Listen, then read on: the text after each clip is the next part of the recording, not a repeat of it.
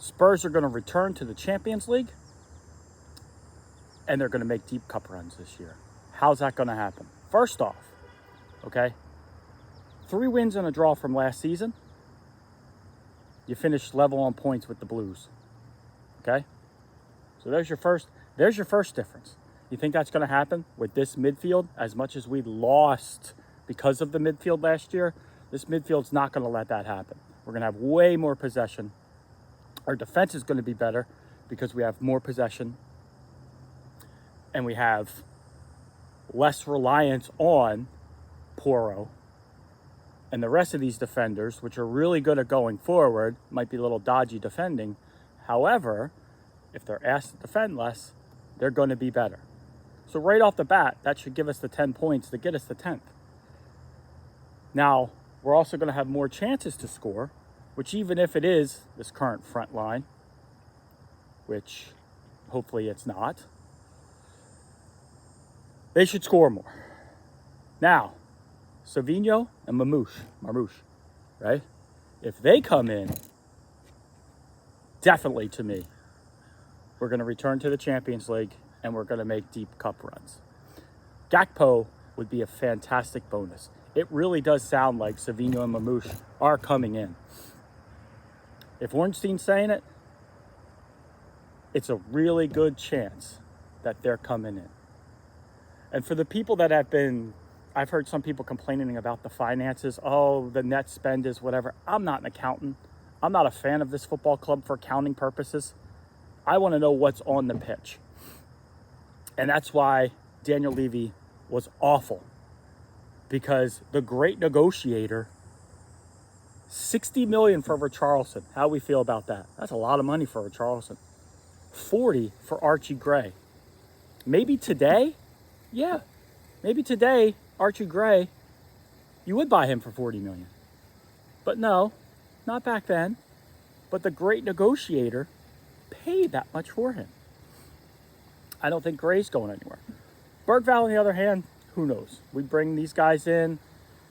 Bergvall could go. He could be used as a chip for something. But we are upgrading position and players. The problem, though, I see is for those that absolutely went ape crazy over Spence leaving, if we bring these players in at our quality and we go to upgrade from these players and they do well for us, actually well for us, these people are going to be going nuts again. So I think Spurs fans, you guys need to realize what this club is becoming. They're trying to become a top club. Get on board, support them.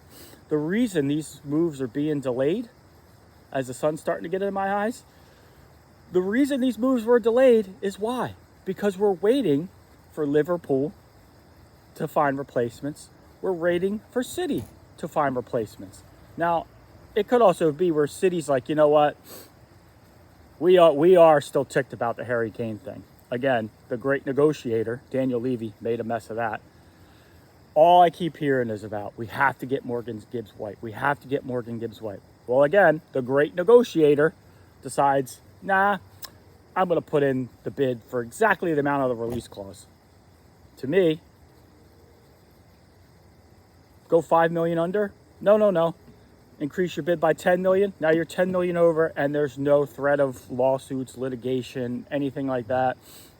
Marinakis' mob coming after you. There's none of that. But again, the great negotiator, the smartest guy in the room,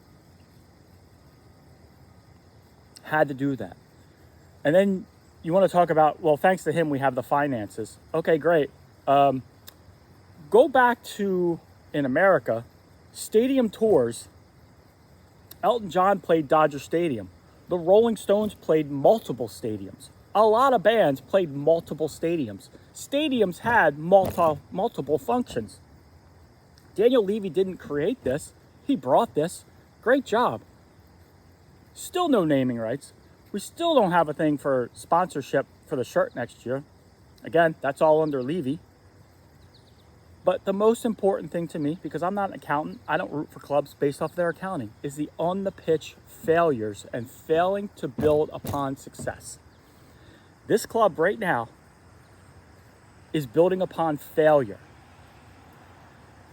And the ENIC 2.0 thing and all of that, I totally agree.